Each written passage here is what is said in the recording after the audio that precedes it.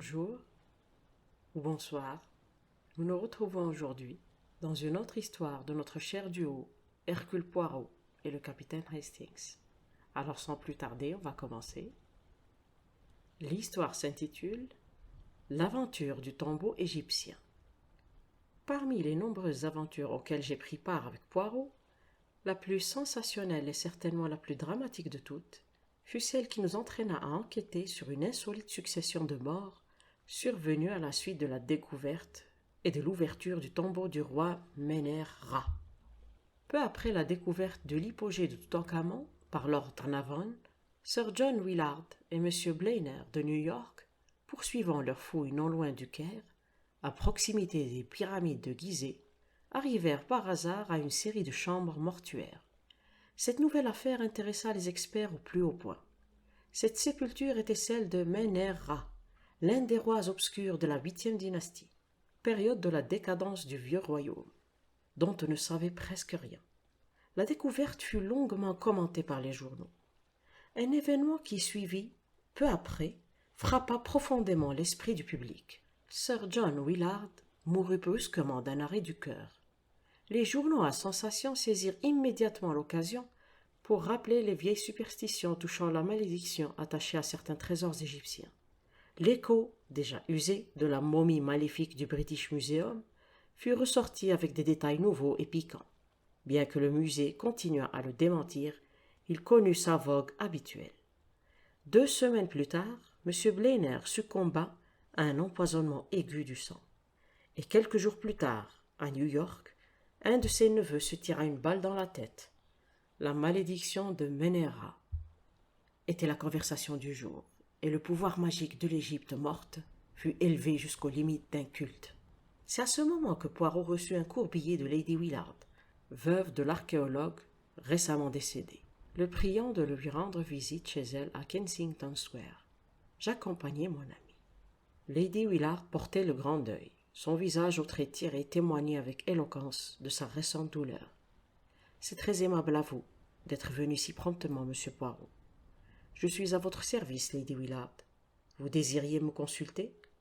Je n'ignore pas que vous êtes détective, mais ce n'est pas seulement dans cette qualité que je souhaite votre aide. Je sais que vous êtes un homme à l'esprit original, possédant de l'imagination et de l'expérience du monde, monsieur Poirot. Que pensez-vous du surnaturel? » Poirot hésita. Il réfléchit longuement avant de répondre. « Parlons net, Lady Willard. Ce n'est pas une question d'ordre général que vous me posez. Elle vise une personne en particulier, n'est-ce pas? Vous faites allusion à votre défunt mari. » « Effectivement. Vous voulez que j'enquête sur les circonstances de sa mort? Je veux que vous vérifiez, pour moi, jusqu'à quel point les racontars des journaux se basent sur des faits réels. 3 morts, monsieur Poirot. Chacune explicable si on la considère séparément, mais qui, jointes aux autres, offrent une coïncidence à peine croyable, et toutes les 3 survenues dans le mois qui suit l'ouverture de la tombe. Peut-être n'est-ce que pure superstition, peut-être est-ce l'effet de quelque puissante malédiction venant du passé, et qui agirait sur le présent d'une façon que la science moderne ne soupçonne pas. Pourtant, la réalité, ce sont ces 3 morts, et j'ai peur, monsieur Poirot, terriblement peur. Il se peut que ce ne soit pas fini. Pour qui êtes-vous inquiète? Pour mon fils. Lorsque la nouvelle de la mort de mon mari me parvint, j'étais malade. Mon fils, qui arrivait juste d'Oxford, se rendit sur place. Il ramena le corps. Mais il retournait là-bas en dépit de mes prières et supplications. Il est tellement fasciné par ce travail qu'il a l'intention de prendre la place de son père et de continuer sa méthode de fouille. Vous me prenez peut-être pour une femme insensée, facilement impressionnable. Mais j'ai peur, monsieur Poirot. Supposons que l'esprit du roi mort ne soit pas encore apaisé. Vous estimez sans doute que je raconte des bêtises. Pas du tout, Lady Willard, l'interrompit vivement Poirot. Moi aussi je crois au pouvoir de la superstition, l'une des plus grandes influences que le monde ait jamais connues. Je l'observai étonné. Jamais je n'aurais pensé que Poirot fût superstitieux. Le petit homme avait néanmoins l'air profondément sincère. En somme, ce que vous attendez de moi, c'est que je protège votre fils. Je ferai tout mon possible pour éviter qu'il lui arrive malheur. Dans des circonstances ordinaires, j'en suis persuadé, mais que pourriez-vous faire contre une puissance occulte? Dans les ouvrages du Moyen-Âge, Lady Willard, vous trouverez divers moyens de neutraliser la magie noire. Peut-être était-il plus savant que nous à l'époque, malgré notre science, dont nous nous vantons. À présent, venons-en au fait. Afin que je puisse m'orienter, votre mari a toujours été un égyptologue convaincu, n'est-ce pas? Depuis sa jeunesse, il était en archéologie l'une des plus grandes personnalités contemporaines. Il me semble que, pour sa part, M. Blenner n'était guère qu'un amateur. En effet, très riche, il se mêlait avec joie à toute activité qui l'intéressait. Mon mari réussit à le passionner pour l'égyptologie, et son argent fut très utile pour financer l'expédition. Et le neveu, que savez-vous de ses goûts? Se joignait-il jamais à l'expédition? Je ne pense pas. Au vrai, j'ignorais complètement son existence avant d'apprendre sa mort par les journaux. Je ne pense pas que son oncle et lui aient entretenu de grands rapports d'amitié. M. Blenner n'a jamais laissé entendre qu'il avait de la famille. Quels étaient les autres membres de l'expédition? Il y a le docteur Toswell, un fonctionnaire délégué par le British Museum, M. Schneider du Metropolitan Museum à New York, un jeune secrétaire américain, le docteur Ames, qui escorte l'expédition en qualité de médecin, et Hassan, le domestique profondément dévoué à mon mari. Vous souvenez-vous du nom du secrétaire américain? Harper, je crois, mais je n'en suis pas sûr. Je sais seulement qu'il n'était au service de M. Blenner que depuis peu. C'est un jeune homme très aimable. Merci, Lady Willard. S'il y a autre chose... Pour le moment, rien. Désormais, cela me regarde, et soyez assurés que j'agirai de mon mieux pour protéger votre fils. Ce n'étaient pas là des mots très convaincants, et je vis Lady Willard tressaillir. Tout de même, le fait que Poirot n'avait pas pris ses craintes à la légère lui procurait quelque soulagement. Pour ma part, je n'avais jamais soupçonné que Poirot fût d'une nature encline à la superstition. Je l'entrepris à ce sujet alors que nous rentrions chez nous. Il ne se départit pas de son air grave. Mais si, Hastings, je crois à ces choses. Vous ne devez pas sous-évaluer le pouvoir de la superstition. Qu'allons-nous faire? Toujours pratique, ce bon Hastings. Eh bien, pour commencer, nous allons nous mettre en rapport avec New York pour obtenir de plus amples détails sur la mort du jeune M. Blenner. Il envoya son message et reçut bientôt une réponse intéressante. Le jeune Rupert Blenner avait vécu dans la gêne depuis plusieurs années. Il fut un rôdeur de grève et un propre à rien dans plusieurs îles du Pacifique. Puis revint à New York il y a 2 ans pour sombrer de plus en plus dans la débauche. Je fus frappé par le fait qu'il avait réussi récemment à se procurer assez d'argent pour se rendre en Égypte. « J'ai là-bas un bon ami qui pourra m'aider financièrement, avait-il déclaré avant son départ. Arrivé sur place cependant, ses plans échouèrent. Sir John Willard mourut pendant son séjour en Égypte. Il retourna à New York maudissant son avare d'oncle qui se souciait plus des os des rois morts que de ses propres parents. Rupert se replongea pendant quelque temps dans sa vie de débauche, puis, sans préavis, sauta la vie, laissant derrière lui une lettre aux phrases curieuses et qui paraissait avoir été écrite dans un moment de remords. Il se disait un lépreux n'ayant plus sa place dans la société. Il terminait son billet en déclarant que, dans l'état où il était, il serait aussi bien mort. Une vague théorie me traversa l'esprit. Je n'avais jamais vraiment cru à cette histoire de vengeance de roi, mort depuis des siècles. Il devait s'agir d'un crime plus moderne. Supposons par exemple que ce jeune homme ait décidé de supprimer son oncle, choisissant de préférence l'empoisonnement. Sir John Willard absorbe le poison par erreur. Le jeune homme retourne à New York, obsédé par son crime. Et, lorsqu'il apprend la mort de son oncle, il réalise à quel point son geste avait été inutile. Accablé de remords, il se tue. J'exposai à grands traits ma solution à Poirot, qui se montra intéressé. C'est ingénieux ce que vous pensez là, incontestablement ingénieux. Il est même possible que ce soit la réalité, mais vous laissez de côté le pouvoir maléfique du tombeau. Je haussai les épaules. Vous pensez encore qu'il joue un rôle dans l'affaire? Tellement, mon ami, que nous partons demain pour l'Égypte. Comment? M'écriai-je étonné. Nous nous embarquons demain? Son visage exprima d'une manière dramatique le sentiment de son héroïsme. Il ne put cependant s'empêcher de gémir. Oh, la mer, cette abominable mer! 1 semaine plus tard, nous foulions le sable du désert alors qu'un soleil de plomb nous écrasait. Poirot, l'air malheureux au possible, se traînait à mes côtés. Le petit détective n'était pas bon voyageur. Nos 4 jours de croisière depuis Marseille furent pour lui une longue agonie. Arrivé à Alexandrie, il n'était plus que l'ombre de lui-même, et son apparence, toujours si soignée, n'était plus qu'un souvenir. Au Caire, nous nous étions rendus directement en voiture à l'hôtel Mena House, situé à l'ombre des pyramides. Le charme de l'Égypte m'envoûtait, mais pas Poirot. Habillé exactement de la même manière qu'à Londres, il portait dans sa poche une petite brosse à habits et faisait une guerre incessante à la poussière qui s'accumulait sur son complet sombre. Et mes chaussures, se lamentait-il.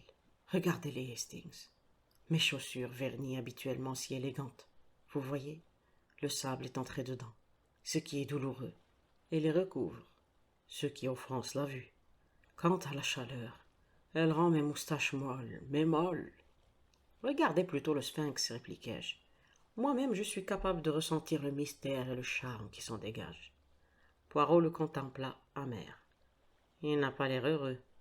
Comment le pourrait-il d'ailleurs, à semi enterré dans le sable? Ah, ce sable maudit! Voyons, Poirot, il y a aussi beaucoup de sable en Belgique, lui rappelai-je, me souvenant des vacances passées à Noc-le-Zout, au milieu des dunes impeccables, pour reprendre l'expression du guide de la région. Pas à Bruxelles, répliqua-t-il, en examinant pensivement les pyramides. C'est vrai qu'au moins elles sont de forme solide et géométrique. Mais leur surface est d'une irrégularité qui offense le goût. Quant aux palmiers, je ne les aime pas. Ils ne sont même pas plantés en rang. Je coupai court à ses lamentations, lui rappelant qu'il nous fallait nous mettre en route vers le campement. Nous devions nous y rendre à dos de chameau, et les bêtes agenouillées attendaient patiemment que nous les montions, gardés par plusieurs garçons pittoresques et un interprète expansif. Je passe sur le spectacle de Poirot, juché sur un chameau. Il commença par des gémissements et termina par des cris aigus, des gesticulations, des invocations à la Vierge Marie et à tous les saints du calendrier. Il finit par descendre de l'animal d'une manière honteuse et termina le trajet sur un âne minuscule. Je dois avouer qu'un chameau avançant au trot n'est pas une plaisanterie pour un amateur, et j'en restai courbattu pendant plusieurs jours. Nous arrivâmes finalement sur le terrain des fouilles. Un homme au visage brûlé par le soleil, caché en partie par une barbe grise, vêtu de blanc et coiffé d'un casque colonial, s'avança à notre rencontre. Monsieur Poirot et le capitaine Hastings, nous avons reçu votre câble. Je suis désolé que personne ne se soit trouvé au Caire pour vous y accueillir. Un événement imprévu a désorganisé complètement nos plans. Poirot pâlit. Sur le point de brosser son habit, il suspendit son geste. Pas une autre mort, souffla-t-il. Si. Sir Guy Willard? Criai-je. Non, capitaine Hastings. Il s'agit de mon collègue américain, M. Schneider. Cause de la mort? Demanda vivement Poirot. Tétanos. Je pâlis à mon tour. Je sentis autour de moi comme une atmosphère maudite, subtile et menaçante. Une pensée horrible me frappa. Supposons que je sois le suivant. Mon Dieu, murmura Poirot, d'une voix profonde. Je ne comprends pas, c'est affreux. Dites-moi, monsieur, il ne se fait aucun doute qu'il s'agissait bien du tétanos. Je pense, mais le docteur Ames vous renseignera mieux que moi. Ah, bien sûr, vous n'êtes pas le docteur. Mon nom est Oswell. C'était donc l'expert britannique que Lady Willard avait cité comme fonctionnaire du British Museum. Son attitude grave et décidée me fut sympathique. Si vous voulez bien me suivre, reprit-il, je vais vous conduire jusqu'à Sir Guy Willard. Il était très anxieux d'être informé de votre arrivée. Nous le suivîmes à travers le campement, pour nous arrêter devant une tente, dont il souleva le rabat pour nous laisser entrer. Nous nous trouvâmes en face de 3 hommes assis. Monsieur Poirot et le capitaine Hastings viennent d'arriver, Sir Guy, annonça Oswell. Le plus jeune du groupe se leva vivement et s'avança pour nous saluer. Ses manières spontanées me rappelèrent sa mère, son teint moins bronzé que celui de ses compagnons, et l'expression légèrement hagarde de ses yeux le faisait paraître plus âgé que ses 22 ans. Il s'efforçait visiblement de surmonter la tension qui le rongeait. Il nous présenta ses 2 compagnons, le docteur Ames, un homme d'environ 30 ans, l'air compétent, une touche de gris aux tempes, et M. Harper, le secrétaire. jeune homme mince portant les traditionnelles lunettes à large monture de corne. Après quelques minutes de conversation d'ordre général, le secrétaire se retira, imité par le docteur Toswell. Nous fûmes laissés seuls avec Sir Guy Willard et le docteur Ames. « Je vous en prie, posez toutes les questions qui vous plaira, monsieur Poirot, déclara Willard. Nous sommes absolument stupéfaits devant cette étrange série de désastres. Mais ce n'est peut-être qu'une coïncidence. » Sa nervosité, cependant, démentait ses paroles.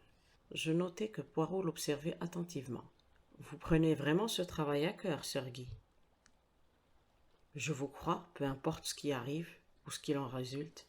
Le travail continue. Résignez-vous à accepter cet état de choses. » Poirot se tourna vers Ames. « Qu'avez-vous à dire à cela, monsieur le docteur ?»« Eh bien, répondit ce dernier d'une voix traînante, je ne suis pas non plus d'avis d'abandonner. » Poirot eut une de ces grimaces expressives. Dans ce cas, évidemment, nous devons découvrir où nous en sommes. Quand a eu lieu la mort de M. Schneider? Il y a 3 jours. Vous êtes sûr qu'il était atteint du tétanos? Absolument. Il n'aurait pas pu s'agir d'un cas d'empoisonnement par la strychnine, par exemple? Non, monsieur Poirot, je vois où vous voulez en venir, mais c'était un cas très net de tétanos. N'avez-vous pas injecté immédiatement de sérum antitétanique? Certainement, répondit sèchement le médecin. Nous avons tenté l'impossible pour le sauver. Aviez-vous le sérum avec vous? Non, nous avons dû le faire venir du Caire. Y eut-il d'autres cas de tétanos dans le camp? Non, aucun. Êtes-vous certain que M. Blenner n'a pas contracté le tétanos lui aussi? Absolument. Il avait une égratignure sur le pouce qui s'infecta, et la septicémie s'ensuivit. Je dois admettre que, pour un profane, les 2 cas pourraient paraître similaires, mais croyez-moi, ils sont complètement différents. Donc nous avons eu 4 morts, chacune très distincte. Un arrêt du cœur, un empoisonnement du sang, quelqu'un s'est ôté la vie, et un tétanos. Exactement, monsieur Poirot. Êtes-vous convaincu que ces 4 morts n'ont pas un point commun entre elles? Qu'entendez-vous par là? Simplement ceci. 4 hommes auraient-ils pu commettre une même action susceptible de passer pour de l'irrespect envers l'esprit de Mener Ha? Le médecin eut l'air étonné. Vous extravaguez, monsieur Poirot. Vous ne vous êtes quand même pas laissé impressionner par toutes ces idioties. Absurdité, ni plus ni moins, grommela Willard furieux. Poirot resta impassible, fermant à demi ses yeux de chat. Alors vous ne le pensez pas, monsieur le docteur? Non, sir, non, je suis un scientifique. La science n'existait-elle donc pas au temps de l'ancienne Égypte? S'enquit doucement Poirot. Il n'attendit pas la réponse du docteur Ames, qui semblait plutôt embarrassé. Non, ne répondez pas. Dites-moi plutôt ce que pensent les travailleurs locaux. J'imagine que lorsque les Blancs perdent la tête, les locaux ne sont pas loin de les imiter. J'admets qu'ils commencent à s'affoler, mais sans aucun motif. C'est ce que je me demande, commenta Poirot avec réserve. Sir Guy se pencha vers lui pour clamer. Voyons, il est impossible que vous ajoutiez foi à ces... Mais enfin, c'est impensable. Cela prouverait que vous ne savez rien de l'ancienne Égypte. Pour toute réponse, Poirot sortit de sa poche un vieux volume tout déchiré. Il nous montra la couverture et je lus. La magie des Égyptiens et des Chaldéens. Puis, nous tournant le dos, il sortit de la tente à grands pas. Le docteur me regarda ébahi. Quelle est sa petite idée? La phrase si familière à Poirot me fit sourire, prononcée par un autre. Je ne sais trop. Il a certains projets pour exorciser les mauvais esprits, je crois. Je partis à la recherche de mon ami, que je trouvai conversant avec le jeune homme au long visage, qui avait été le secrétaire de M. Blenner. Non, disait M. Harper, je ne fais partie de l'expédition que depuis 6 mois. Oui, j'étais assez au courant des affaires de M. Blenner. Pouvez-vous me raconter quelque chose sur son neveu? Un jour, il est arrivé au campement, un garçon assez bien de sa personne. Je ne le connaissais pas, mais d'autres membres de l'expédition l'avaient déjà rencontré. Ames, je crois. Et Schneider. Mon patron ne fut pas du tout content de le voir. Ils n'ont pas mis longtemps à se disputer. Pas un sou, criait l'oncle. Pas un sou, ni maintenant ni à ma mort. J'ai l'intention de laisser mon argent pour la poursuite de mon œuvre. J'en ai parlé à Schneider aujourd'hui même. Le jeune Blenner repartit directement pour le Caire après cette altercation. Se trouvait-il en parfaite santé à ce moment-là? Qui? Le vieux Blenner? Non, le jeune. Il me semble qu'il a fait allusion à quelque chose qui n'allait pas, Mais ça ne pouvait pas être sérieux, sinon je m'en souviendrais. Encore une chose, monsieur Blenner. A-t-il laissé un testament? Pas à ma connaissance. Resterez-vous avec l'expédition, monsieur Harper? Oh non. Dès que j'aurai réglé mes affaires ici, je retournerai à New York. Vous pouvez rire si le cœur vous en dit, mais je ne tiens pas à être la prochaine victime de ce maudit Menera, ce qui arrivera sûrement si je reste. En s'éloignant, Poirot lança par-dessus son épaule avec un sourire sardonique. Souvenez-vous qu'il a atteint une de ses victimes à New York. Au diable, lança Harper. Ce jeune homme a les nerfs à vif, remarqua pensivement Poirot. Absolument à vif. J'observai mon ami, mais son sourire énigmatique ne m'apprit rien. Accompagné de Sir Guy Willard et du docteur Toswell, nous visitâmes les fouilles. Les parties les plus importantes du tombeau avaient été envoyées au Caire, mais certains des accessoires encore présents nous intéressèrent vivement. Je crus détecter chez le jeune baronnet trop d'enthousiasme, une sorte d'appréhension devant la menace muette qui planait dans l'air.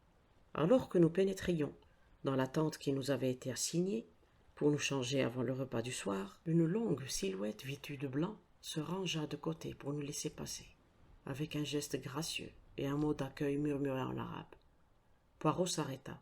« Vous êtes Hassan, le serviteur de Sir John Willard. »« J'ai servi Sir John, à présent je sers son fils. » Il s'avança d'un pas et baissa le ton pour ajouter. « On dit que vous êtes sorcier, ayant appris à se mettre en relation avec les mauvais esprits. Faites en sorte que le jeune maître parte d'ici. Le malheur plane sur nous. » D'un brusque mouvement, et sans attendre la réponse, il s'éloigna rapidement. « Du malheur dans l'air, » murmura Poirot. « Oui, je le sens. » Notre repas ne fut pas des plus gais.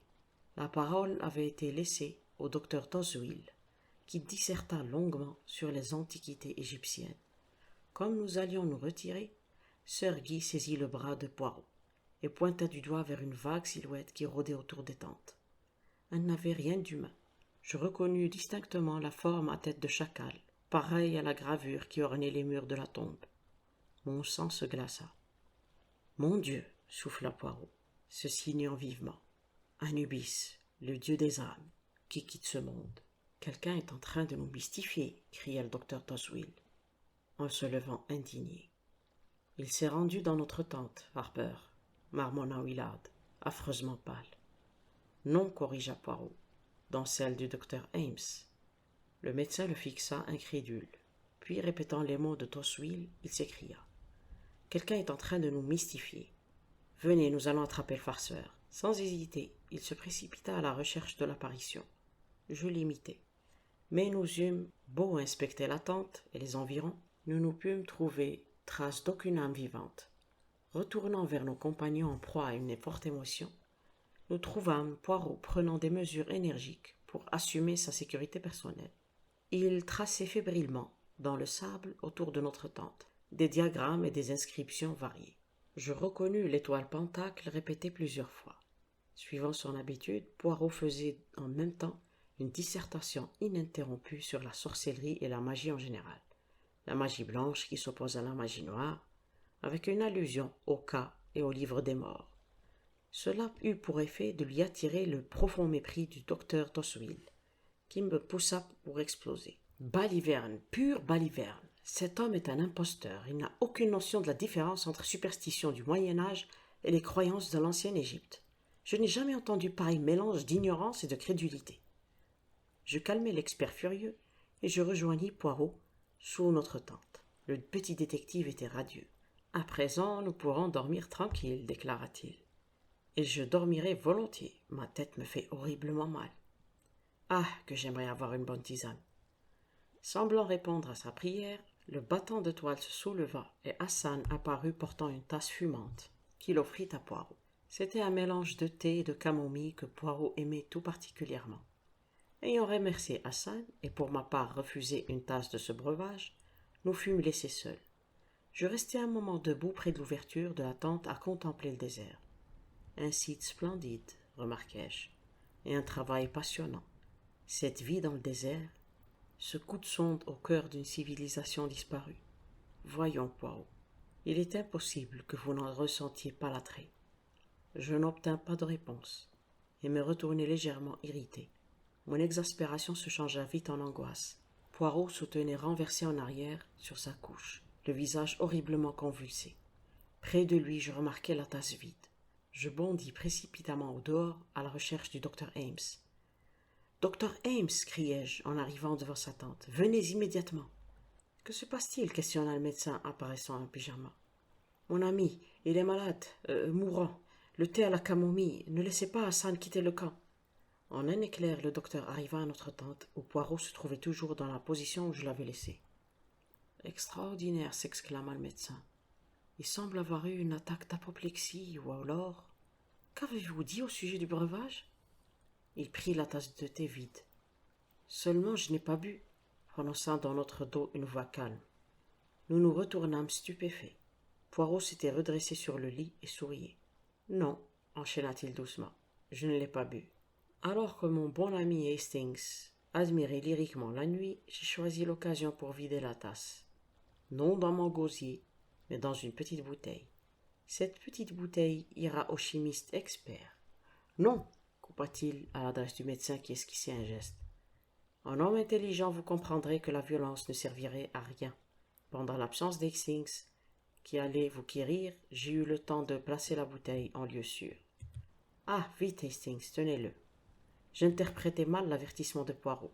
Anxieux de sauver mon ami, je me jetai devant lui. Mais le mouvement vif du docteur avait un autre sens. Il porta sa main à sa bouche. Une odeur d'amande amère alourdit l'atmosphère et il s'écroula. Encore une victime, remarqua Poirot. Mais la dernière cette fois. Peut-être est-ce mieux ainsi. Il a 3 morts sur la conscience. Le docteur Ames, m'écriai-je. Mais ne croyez-vous pas à quelques influences occultes? Vous m'avez mal compris, Hastings. Je voulais dire que je crois à la puissance terrifiante de la superstition. Pour peu que vous fassiez établir fermement qu'une série de morts est surnaturelle, vous pourriez presque poignarder un homme en plein jour et l'affaire serait encore mise au compte de la malédiction. Je soupçonnais dès le début que quelqu'un tirait avantage de cette histoire. J'imagine que l'idée lui est venue au moment de la mort de Sir John Willard. Les racontars ayant trait à une soi-disant malédiction prirent aussitôt leur vol. À mon avis, personne ne pouvait tirer un profit particulier de la mort de Sir John. Pour M. Blainer, c'était différent, du fait de sa fortune. Les informations que je reçus de New York m'apportèrent plusieurs détails intéressants. Pour commencer, le jeune Blainer aurait déclaré avoir un bon ami en Égypte, capable de l'aider financièrement. On aurait pu penser qu'il faisait allusion à son oncle, mais dans ce cas, il l'aurait spécifié clairement. En vérité, il ne parlait pas de son parent, mais d'un ami fidèle. Autre chose, il réunit assez d'argent pour entreprendre le voyage. Bien que son oncle ait refusé de lui avancer un sou, il trouve la somme nécessaire pour retourner à New York. Quelqu'un a donc dû lui prêter cette somme. Tout ça est assez mince, non? Il y a plus, Hastings. Il arrive assez souvent que des mots prononcés métaphoriquement soient interprétés à la lettre. Le contraire peut aussi se produire. Dans cette affaire, par exemple, le jeune Blainer écrit simplement « Je suis un lépreux » et personne n'a compris qu'il s'était donné la mort parce qu'il croyait réellement avoir contracté l'horrible maladie qu'est la lèpre. Comment a-t-il pu croire? Perfide machination d'un esprit diabolique. Le jeune Blainer souffrait d'une légère irritation de la peau. Or, il avait vécu dans les îles du Pacifique, où la lèpre existe. Ames étant un de ses vieux amis et un médecin renommé, il ne pouvait pas douter de son diagnostic, et Ames le disait lépreux. À mon arrivée ici, j'hésitais à porter mes soupçons sur Harper ou sur Ames, mais je réalisai bientôt que seul M. Ames avait connu Rupert Blainer quelques années auparavant. Sans aucun doute, le jeune garçon fit un jour un testament ou assura sa vie en faveur du docteur, qui entrevit une chance de devenir riche. Rien de plus facile pour le médecin d'inoculer des germes mortels à M. Blainer. Le neveu arrive ensuite et, désespéré par l'horrible révélation que lui communique son ami, se donne la mort. M. Blainer, quelles qu'aient pu être ses intentions, n'avait pas rédigé de testament. Sa fortune devait passer à son neveu, et de ce dernier, au docteur. Et M. Schneider, nous ne pouvons acquérir de certitude sur son cas. N'oubliez pas, d'une part, qu'il connaissait le jeune Blainer et pouvait avoir soupçonné quelque chose. D'autre part, Le médecin a peut-être pensé qu'une nouvelle mort renforcerait le climat d'angoisse superstitieuse. En outre, je vais vous révéler un fait psychologique intéressant, Hastings. Un meurtrier a toujours un grand désir de recommencer un crime, qu'il tient pour parfait. Sa réussite l'envoûte. De là mes craintes pour le jeune Willard.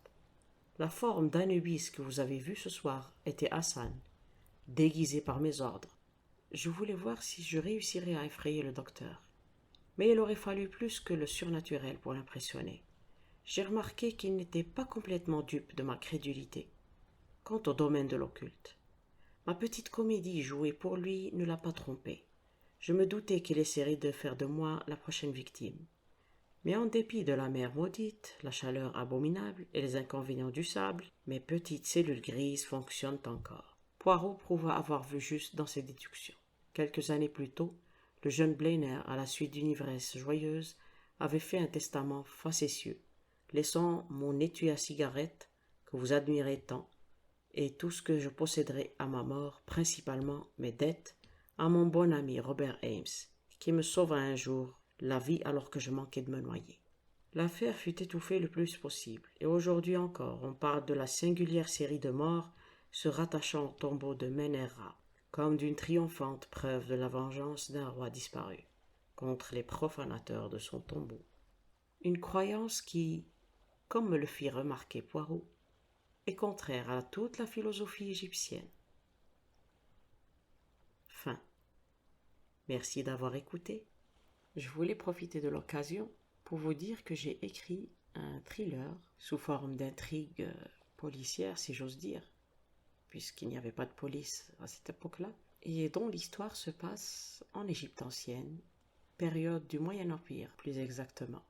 En fait, le contexte historique est réel, du point de vue politique, du point de vue mœurs, us et traditions, habits et nutrition, avec un fond de superstition et de magie noire. C'est un roman que j'ai écrit en anglais, mais je me ferai un plaisir de le traduire et de le poster ici sur YouTube sous forme d'épisode, bien sûr si vous êtes intéressé. Alors si c'est le cas, vous pouvez me le signifier dans un commentaire, ou peut-être que je posterai un sondage, et après on verra. Bien sûr, Agatha Christie restera toujours l'âme de cette chaîne. Je ne prétends pas du tout rivaliser avec elle ou quoi que ce soit. Alors, merci encore d'avoir écouté et à très bientôt. Au revoir.